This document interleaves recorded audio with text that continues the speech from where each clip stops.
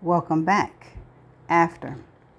The train journey is long, but she booked a first class ticket, which means a free lunch at her seat. It's on the left-hand side of the train, and as they leave Edinburgh, the line runs alongside the coast for a brief, glorious half hour, and there is nothing between her and the water but a thin sheet of glass. She sits there, her head resting against the window pane, watching the coastline rise and fall, and the waves beyond sparkling in the autumn sun.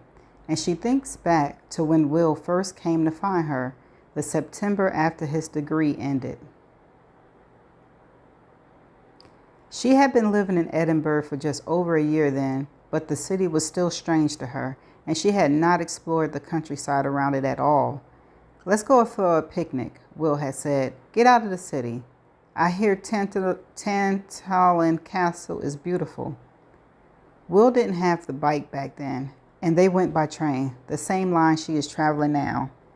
She remembers the way he spread the rug out over the short sheep crop turf, the carefully packed sandwiches, and the homemade lemon drizzled cake, the silhouette of the castle dark against the pale blue sky. "Are you happy?" he had asked, and her heart had contracted with a love so intense she had been almost afraid of it. Afterwards, they had climbed down a narrow rocky path to a deserted beach and swum, just the two of them, in the icy water of the North Sea.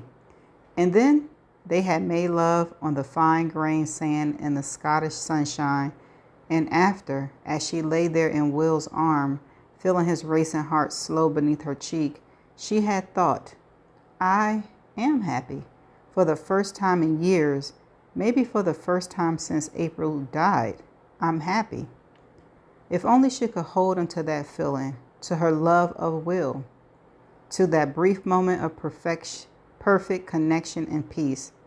But as the train picks up speed and the line swings inland, the memory slips through her fingers like the fine white sand, faster and faster the more she tries to hold onto it. She changes trains in London and finds a seat on the Oxford service, staring out the window as the train snakes through the West London. She had been half expecting a sense of familiarity or deja vu, but of course, the truth is that only she made this journey a handful of times as a student.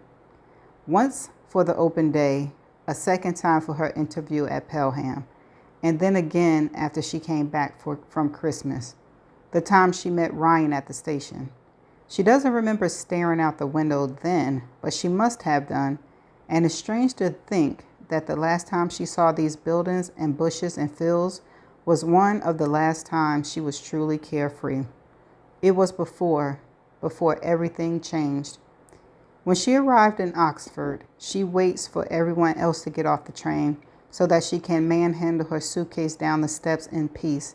But she's surprised when she reaches the carriage door to find a young man waiting there for her, his hand held out. "Here, let me take your case." "Oh, no, seriously, I'm fine," Hannah says. She's momentarily confused. Why is he acting like she's an old lady? Then she looks down and realizes he has seen her bump. The knowledge gives her a strange jolt. She is now visibly, undeniably pregnant in a way even strangers can't miss. "Thanks," she said at last, and holds out the handle of her case. "Thank you very much." She better tap into this baby. What's she trying to? He takes it and swings it easily to the ground and then extends her hand politely to assist her too. Hannah wants to laugh as she puts one hand on his arm. "How do you think I get up in the whole flight to my flat without your assistance?" she wants to ask him, but at the same time, she's touched. He's seen something vulnerable in her, and he wants to take care of her, and that's both reassuring and at the same time a little unnerving. The taxi drops her outside an imposing stone building, and Hannah walks in, looking around her as she does.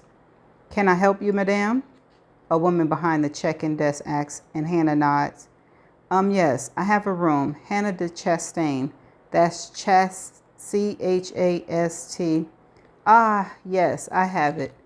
The woman breaks in with a smile. "A suite for 2 nights, is that correct?" A suite, Hannah says, momentarily taken aback. I booked a classic double.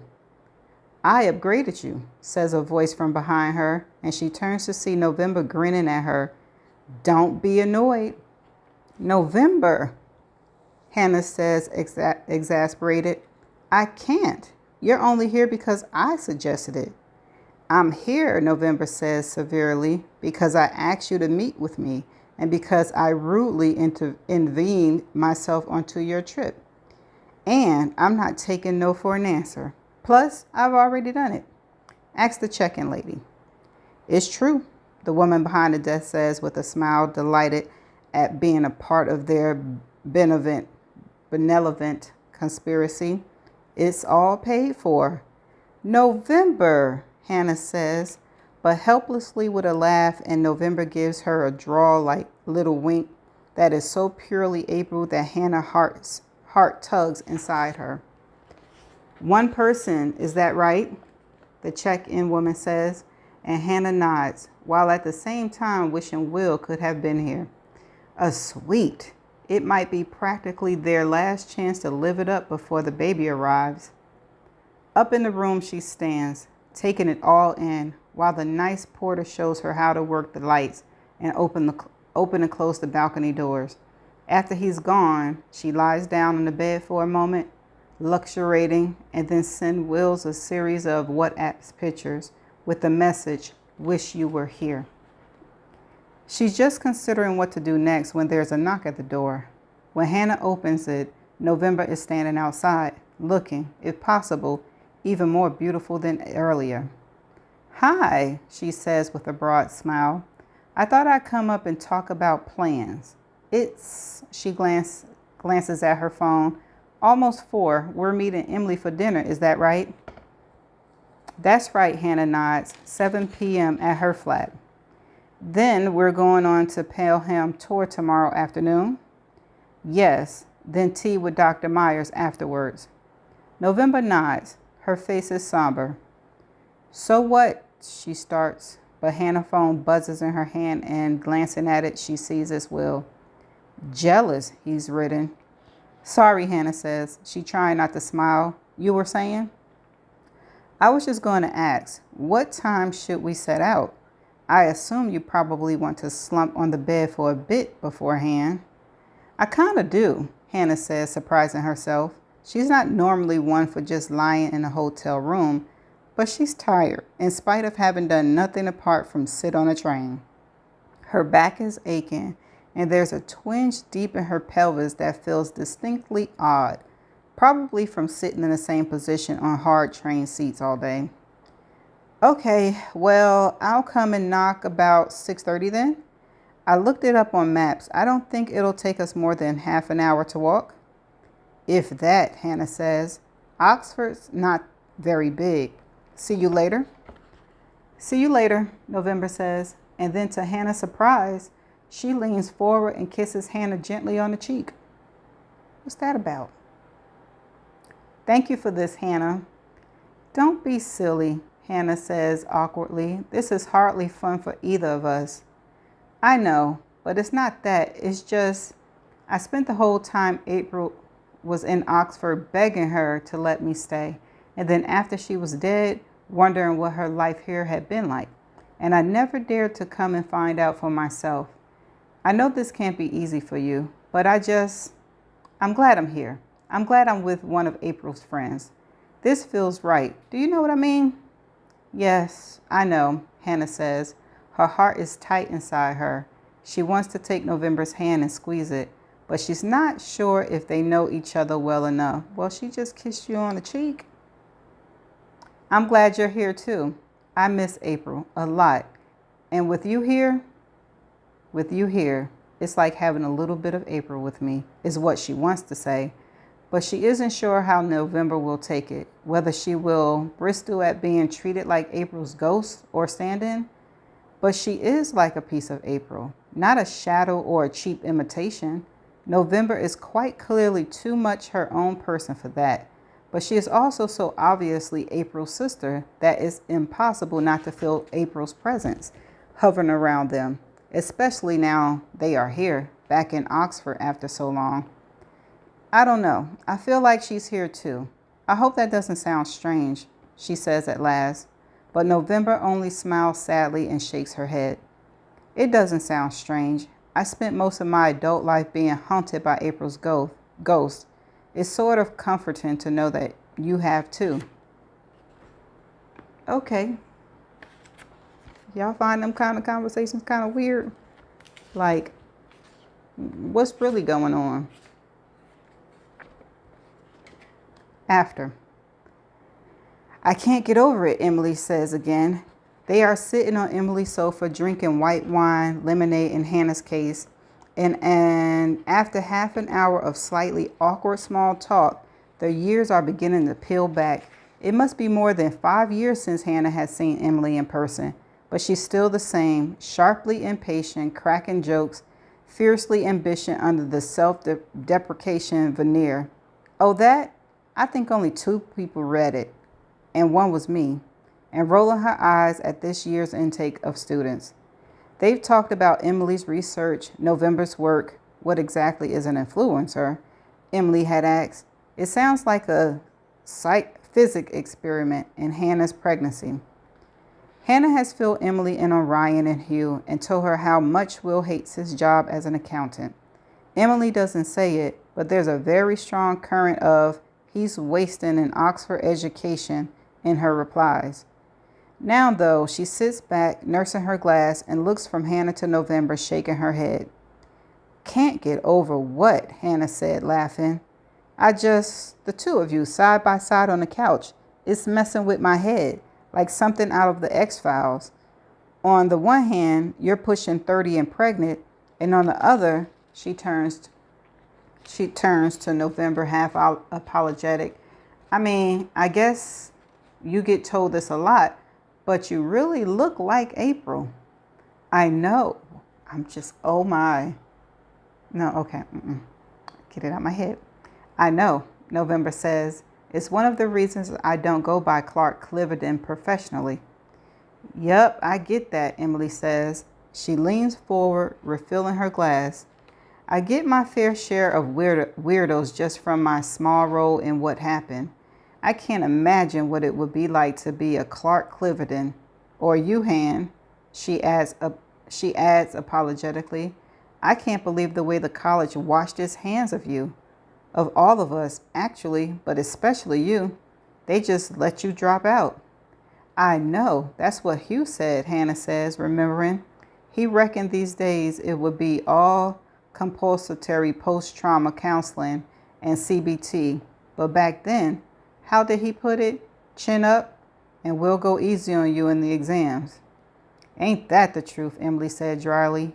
There's no way I deserve at first, and I'm pretty sure Hugh wouldn't even have passed if it wasn't for April.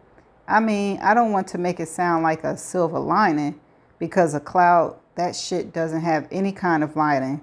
But he spent his entire time at Pelham scraping through. I don't honestly think he really belonged here. You think?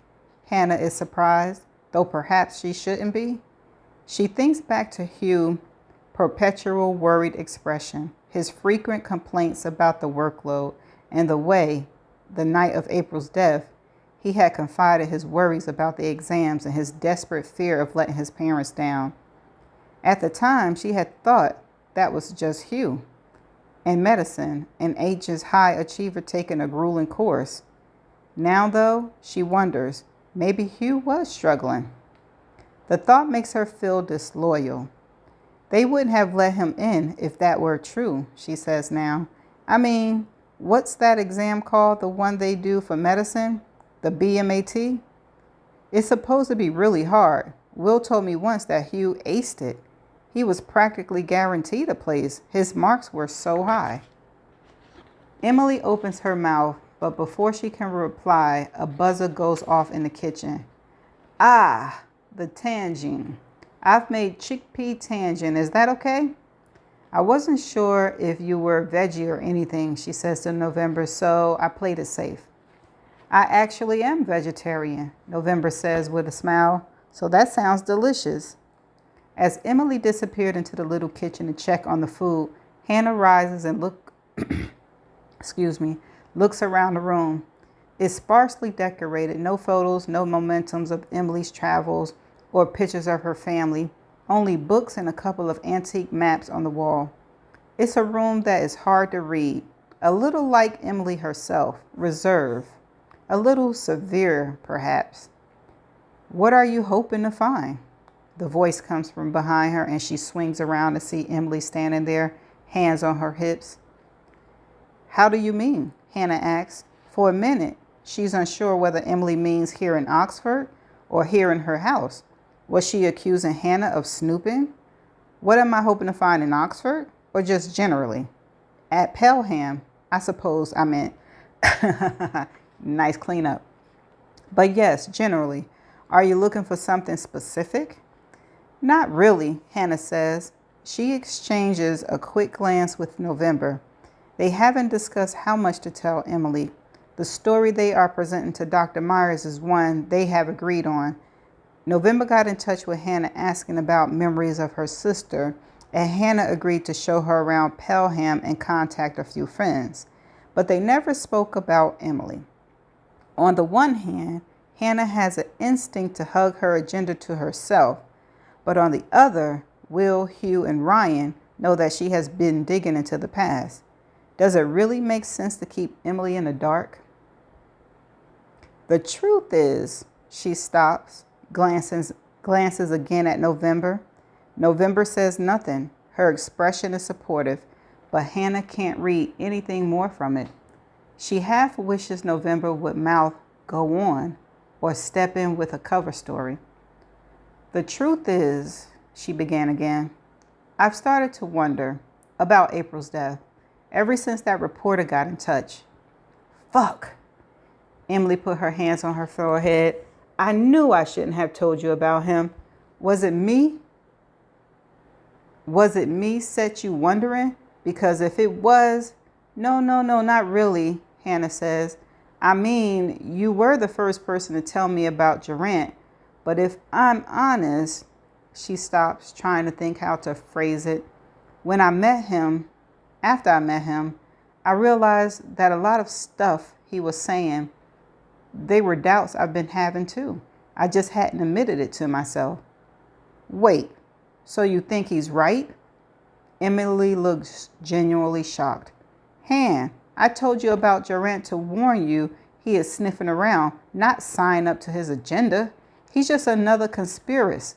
These journalists, they all want to believe their pet theory is right so they can write their magnum opus, April, My Truth, and get a Netflix true documentary off the back of it.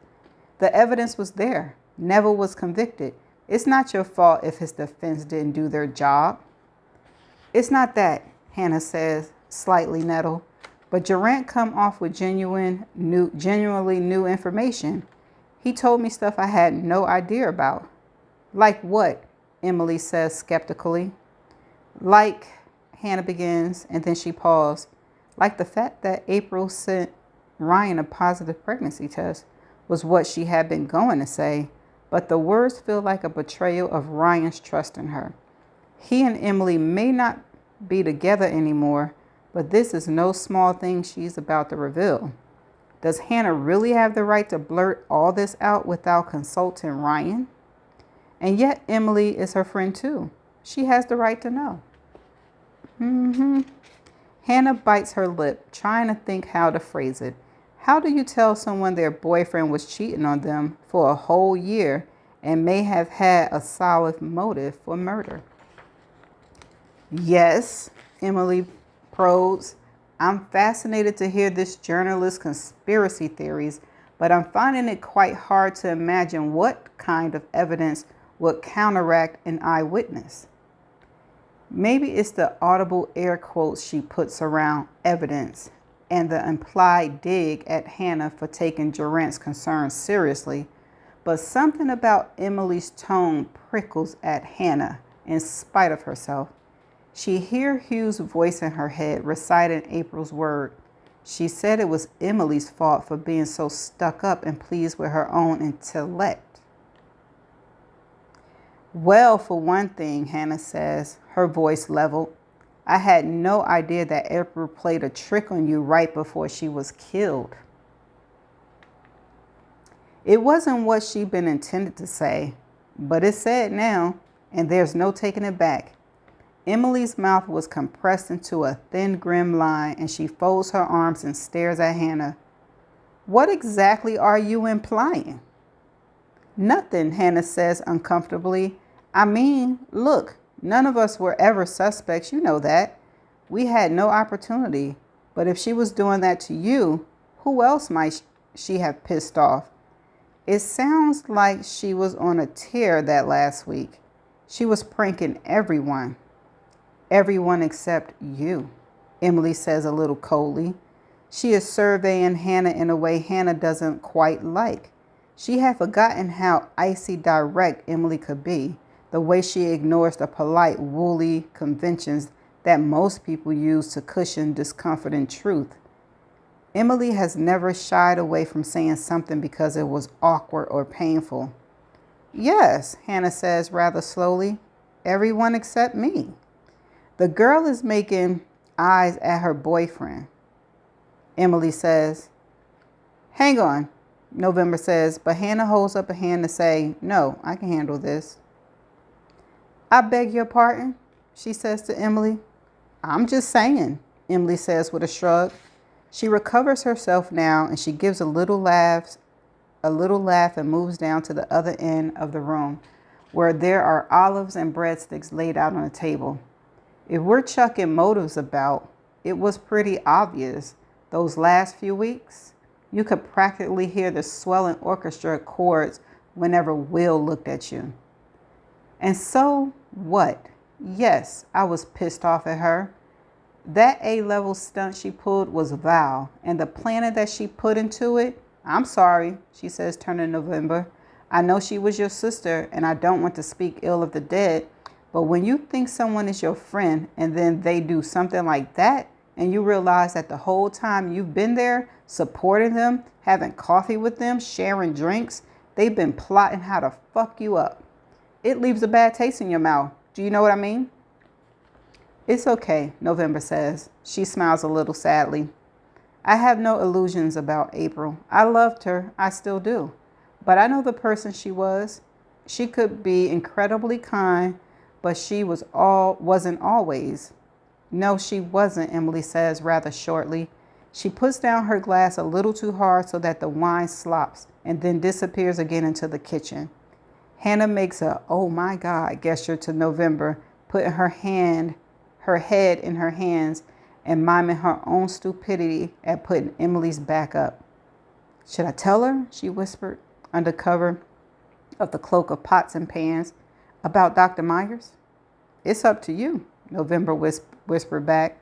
I mean, doesn't she work here now? Would it put her in a difficult situation?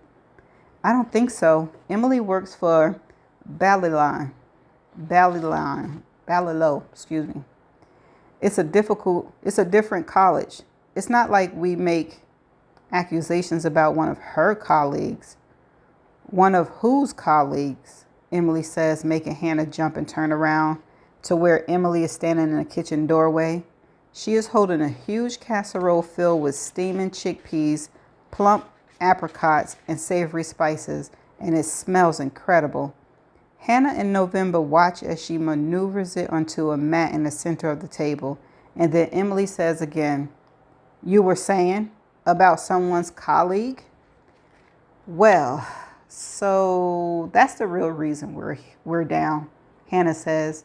I'm sorry I said that about the prank April played on you. That was stupid. But I was thinking about the layout of the staircase. The fact that Neville was convicted because no one could have entered the building between him leaving and us coming in. Right, Emily says slowly. She is dishing out tangent and couscous into 3 bowls, a furrow between her black brows, unsure where this is going. Unless they were already in there? Emily stops. She put a bowl down in front of November and looks hard at Hannah. Hannah, what are you saying? You're saying that someone else was on the staircase? I'm saying it's possible. The two guys below, Henry and Philip, they had alibis. They were both together all night in Henry's room, and they gave evidence at the trial about hearing April walking around on the floor above from about 10:45, answering the door to someone. And the rooms below them, rooms 1 and 2, room 1 was empty. It was used for some kind of scout storage. And the girls in room 2 had her boyfriend over. I know because I knocked on the door on my way down and they came out together. But Dr. Myers, he was never questioned at trial. He didn't come out and see what was going on. Why wouldn't he come out when he heard me screaming like that? Yes, why wouldn't he? Emily said very slowly. Unless he had something to hide. Fuck, I can't believe the police didn't rule him out though. I mean, maybe they did and we just didn't hear about it. But on the other hand, maybe they just never suspected him. What would his motive be? Well, that's a good point, Emily says. What would his motive be? Hannah looks down at her plate. She has to tell Emily. It isn't fair not to. She takes a deep breath. Well, we think April may have been pregnant. She's not sure what she's expecting from Emily. Shock maybe? Or a flicker of something indicating that she already knew? Neither comes. Instead, a deep, weary sadness spreads over Emily's face. Fuck, she says very quietly. Oh my God, that's awful. Why didn't they bring it up at the trial? According to Durant, Neville's defense thought it would look bad. November says, you know, victim blaming. But if Meyer was the father, it wouldn't have gone down well with the college, would it? Or his wife, Emily says. You know he's married. What? Hannah is more puzzled than shocked. When? Recently? No, forever. He was married when we were at Pelham. What? Now Hannah really is shocked. But where was his wife then? Had they separated? I don't think so. Fellowship abroad or something, but she came back the following year after you left, and he moved out of Pelham and into a rather nice house in Jericho with her. I think they're still there. She's a professor at Wandham. Shit, November says. She looks very somber in spite of the glass of white wine she's holding. Hannah has a sudden, visceral longing for a glass herself, even though she hasn't drunk since she had held her own positive pregnancy test in her hand. And this is why you're going to see him tomorrow, Emily says. She looks rattled now, her cool composure shattered. To try to, what? Trap him into something? Confront him? Not confront him, no, Hannah says impatiently. She digs her spoon into the tangent as if the gesture could somehow restore the normality of the situation. I'm not stupid. We're going to talk to him, that's all. I mean, Emily stops. She folds her hand in her lap as if she's trying to think how to compose something, and then starts again. Look, if you think your evidence at the trial could have been based on a mistake premise, then I can understand you want to get to the bottom of that. Excuse me, sorry. But this could be dangerous. It won't be dangerous, Hannah says, rather cross now.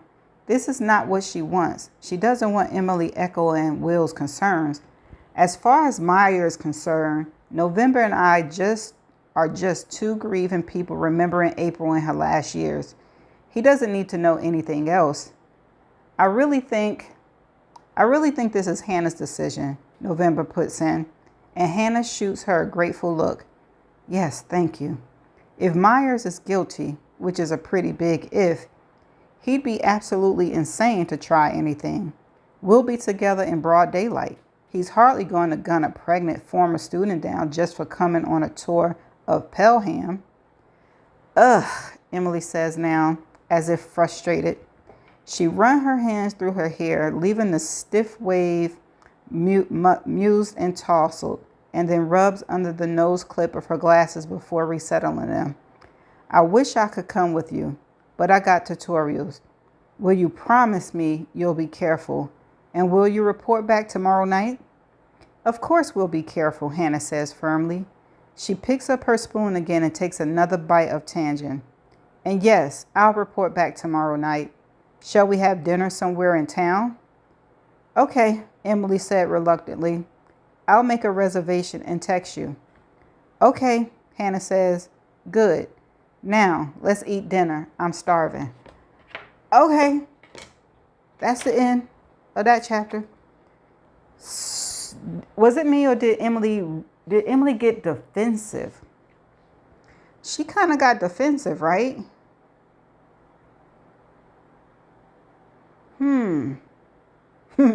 She was defensive until they mentioned Dr. Myers, and she was like, oh, okay, they can pin it on somebody else.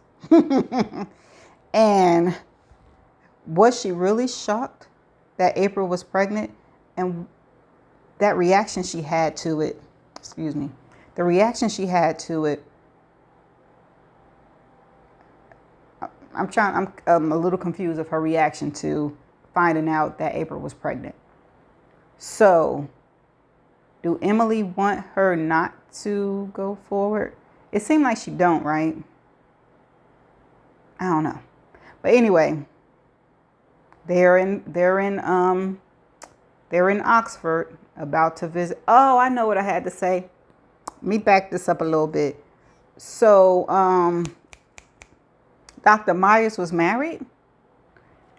What the hell? What the hell, y'all? No, he was married and a professor on college. And as soon as this happened, he left the college and went back to live with his wife. And his wife was away. I guess when the cat's away, the mouse will play. That's the saying, right? But yeah, that's something notatable. All right, so that's all I got. Yeah, I shall see you in the next chapter. Bye for now.